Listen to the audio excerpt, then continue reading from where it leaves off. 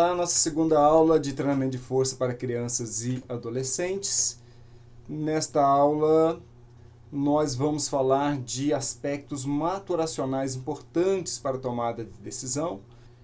Bom, em relação à classificação do que é criança e adolescente, creio que não tenha mudado, o artigo 2º lá do Estatuto da Criança e do Adolescente classifica criança até a idade de 12 anos e adolescente até 18 anos.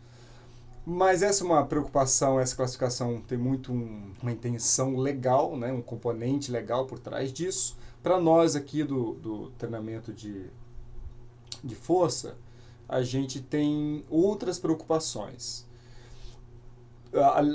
Antes disso, né, de eu falar dessas preocupações, em livros de crescimento e desenvolvimento, eles vão fazer várias subclassificações. Até 2 anos é isso, de 2 a tantos anos é isso, porque para cada fase de crescimento e desenvolvimento tem características específicas que vocês vão ver isso, por exemplo, em livros de crescimento e desenvolvimento, livro de pediatria certamente tem segue essa mesma lógica, que também não é onde eu pretendo me aprofundar e trazer para vocês, porque as nossas demandas são outras. Claro, isso aqui, claro, faz parte da formação de vocês, mas a nossa demanda aqui no treinamento é outra.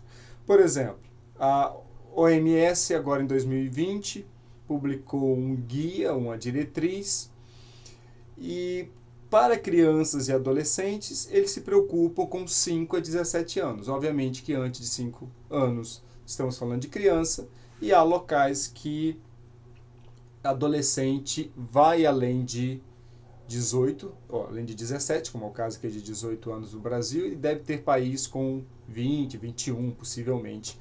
Mas para nós o mais interessante é a gente pensar em outro aspecto, que é o aspecto maturacional. Para além dessas classificações relacionadas aos aspectos cronológicos, claro que tem associação com maturação física e psicológica, mas para nós o mais importante é o aspecto maturacional, pensando em treinamento de força. Então a maturação biológica é muito importante, mas claro, a maturação, o amadurecimento psicológico também. Mas vamos falar aqui da maturação biológica inicialmente. Nós temos a classificação, e poderíamos classificar como pré-púberes e pós-púberes, ou seja, antes da puberdade e pós-puberdade, isso faz bastante diferença, por causa de várias mudanças. Talvez a mais conhecida é os aspectos hormonais, mas junto vem muitas mudanças. Por exemplo, nos meninos, na puberdade, a partir da puberdade, há um ganho de testosterona que é proporcional ao ganho, é linear, é quase paralelo a essa linha, ao ganho de força. A maturidade do sistema nervoso também acelera e por aí vai. E essa antes da puberdade, meninas e meninos têm praticamente o mesmo desempenho físico e os mesmos ganhos, e quase nem faria sentido dividir uma competição entre meninos e meninas antes da puberdade. Depois da puberdade, aí há mudanças muito grandes que favorecem, do ponto de vista da força, os homens, que vão ganhar muito mais massa muscular. Aliás, esqueci de falar isso, né? Ou seja, com as mudanças hormonais, há um grande ganho de massa muscular, ganho de força, e com as meninas, com as mulheres, não vai na mesma magnitude.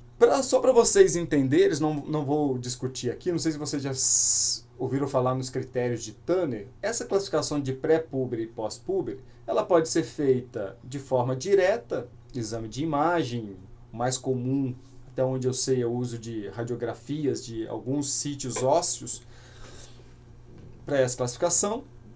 Mas há também estratégias como essa que o Tanner definiu há várias décadas atrás, que depende das características sexuais secundárias, ou seja, as características de mama, no caso das meninas, genitália dos meninos, e pelos, e região desses pelos, axilares, pubianos. Então vou deixar esse artigo aqui, tá aqui, para quem tiver interesse em conhecer um pouco os critérios de Tanner. Essa classificação de pré-púberes e pós-púberes, a gente vai depender é mais razoável que você peça isso a pediatra ou pediatra que acompanha a criança, porque a classificação direta é obviamente com eles, esse diagnóstico, e a indireta ela é muito invasiva, porque ela depende da visualização de órgãos sexuais e não creio que nós, da educação física, não sei se o nosso conselho, o Conselho de Educação Física, se ele tem algum posicionamento sobre isso. Se tiver, siga lá o posicionamento. Se não tiver, é melhor não fazer por causa dessa invasividade. É melhor deixar isso para o âmbito da pediatria. Mas é bom saber, é bom conhecer. Então dá uma lida no artigo que vale a pena. Na adolescência, a idade cronológica não é um parâmetro confiável no que se refere à maturação biológica. Por isso que essa diferenciação para a gente é bem importante. Se é pré-púbere, ou se é pós-púbere, ou se é púbere, se está na puberdade. Isso é bem importante. O estágio maturacional está diretamente associado à força e massa muscular, embora há estudos mostrando que para a força, não para a massa muscular, mas para a força, os ganhos relativos, ou seja, os ganhos em percentuais, a diferença não é tão significativa entre pré e pós-púberes, mas a hipertrofia, o ganho de massa muscular, é bem característico na pós-puberdade. Também citar para vocês que no livro do Fleck e do Klein, esse livro aqui, né, que é a última edição, estamos em 2021, essa é a última edição aqui no Brasil, traduzida, eles também têm um capítulo de treinamento de força para criança. Eles chamam de resistido, eu não gosto da palavra resistido, posso explicar para vocês em outro momento por que eu não gosto. Aqui uma figura interessante que está neste livro ali do Steven Fleck e do William Craame, que é um modelo teórico de fatores de desenvolvimento de força em homens. Eles colocam em homens porque algumas mudanças aqui são muito grandes em homens, né? Por exemplo, essa linha aqui embaixo da testosterona. Veja que quando chega do nascimento, antes, né, do nascimento até a puberdade, pouca mudança. Olha na puberdade o que acontece. Sobe de forma agressiva. E junto com a testosterona, praticamente acompanhando, olha o que acontece com a força. Segue quase o mesmo padrão. Para massa magra, né? Massa magra e força são componentes associados. Veja para a massa magra. A massa magra vem aumentando, mas quando chega na puberdade, a coisa é mais acentuada também. O sistema nervoso, ele logo do nascimento, nos primeiros 2 anos, se não me engano, o sistema nervoso tem esse crescimento absurdo aqui, grande, mas veja que até a idade adulta ele ainda não está completamente formado. E hoje se sabe, por exemplo, o lobo frontal, e essa região que é mais relacionada a pensamentos complexos como futuro, tomada de decisão, está tudo mais associado a esse lobo pré-frontal. Ele aparentemente até os 20 e poucos anos ele não está formado. Então essa região cerebral é extremamente importante para avaliação de risco, tomada de decisão. Não à toa que adolescentes têm uma interpretação, uma capacidade uma interpretação do risco bem diferente de um adulto e a capacidade de antever bem diferente de adultos, porque essa capacidade de avaliar, julgar riscos, tomar de decisão, ela não está completamente formada em adolescentes. Adolescentes estão mais envolvidos em situações de risco, em boa parte porque essa região mais associada a esses pensamentos abstratos, complexos, de tomada de decisão, de funções executivas, não está plenamente formado. E não é só isso, né? Todo o sistema nervoso não está plenamente formado. Também não está plenamente formado, nem sempre está completamente mielinizado todos os neurônios motores, por exemplo. Mas enfim, isso aqui dá uma dimensão para a gente de como a puberdade é impactante nessas alterações. Aí depois na vida adulta em diante, isso não vai mudar pouco, aí tem lá no envelhecimento as coisas já mudam mais. Tá? Mas isso aqui é bem importante para a gente. Se estiver nesta fase, ou melhor, antes disso, aqui ou depois daqui, isso é importantíssimo para a gente tomar decisão aqui. Veja aqui um exemplo aqui que está também nesse livro.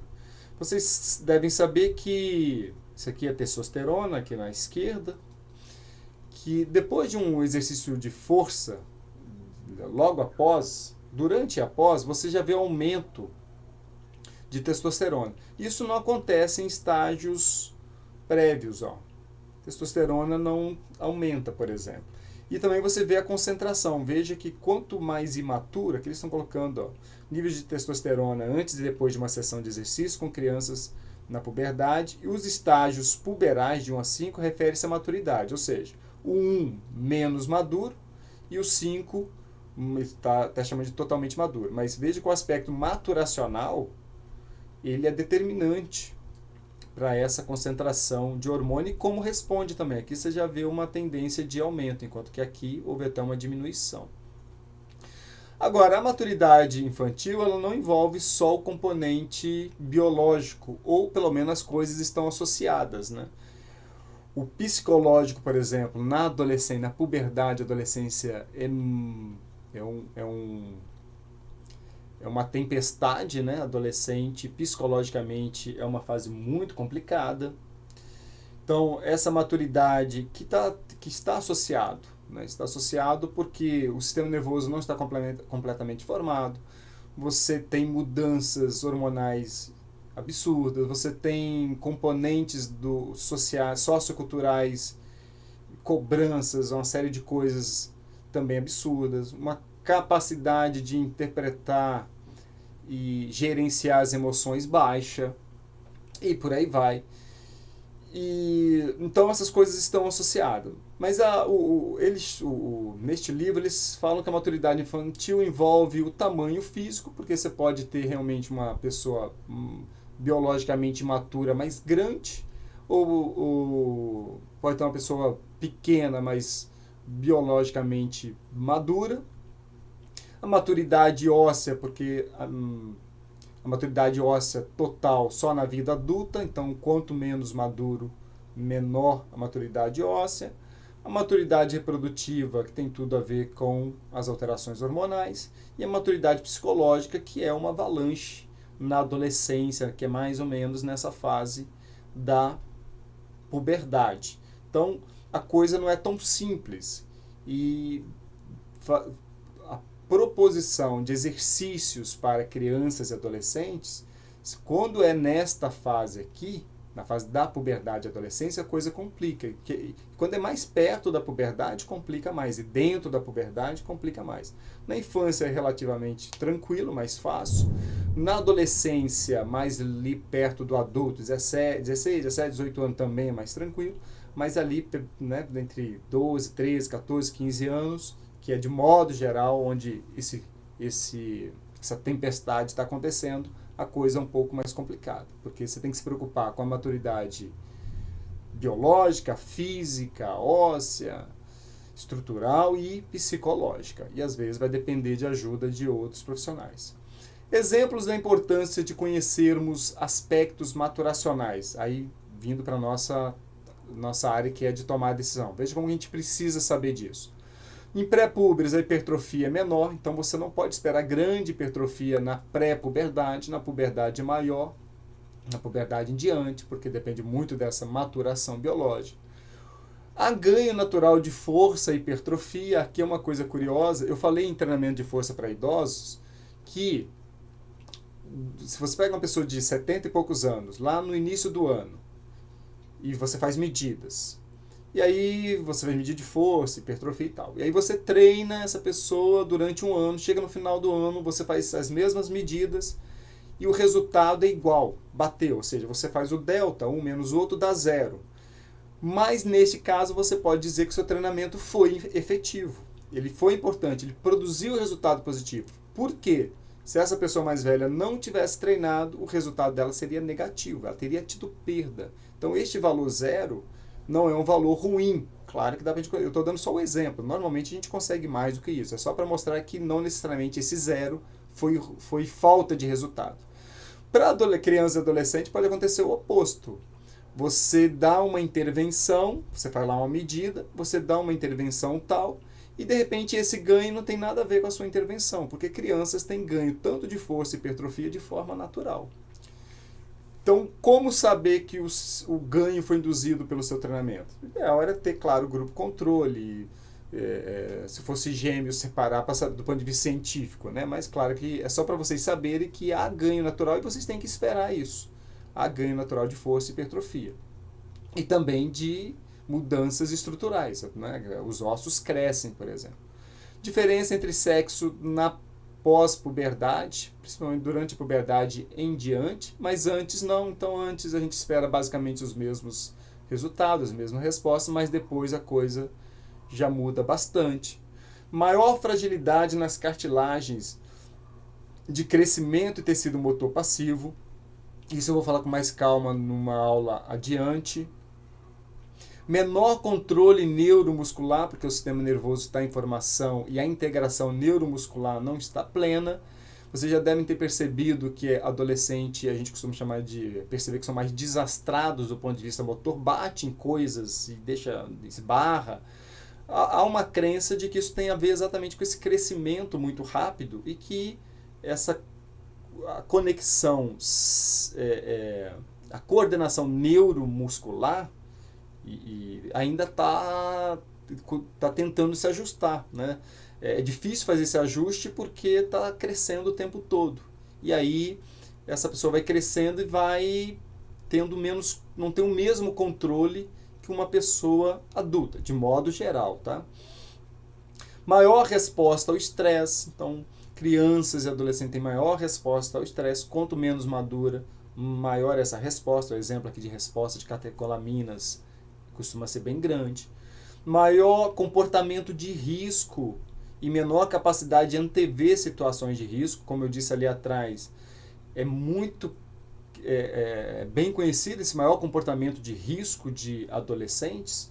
Quem está assistindo essa aula já foi ou está no final da adolescência. Eu já fui há bastante tempo e a gente sabe disso. E aparentemente isso tem muito a ver com essa formação da região do lobo frontal, pré-frontal, ainda não completamente formada. E a menor capacidade de antever situações de risco também associado a isso, mas também a vivência, né? Porque você vai tendo maior capacidade de antever situações de perigo à medida que você vai vivendo. Isso aqui tem muita importância para a gente, e eu já antecipo. Por exemplo, uma criança e um adolescente não devem treinar sozinhos, exatamente por essas coisas aqui.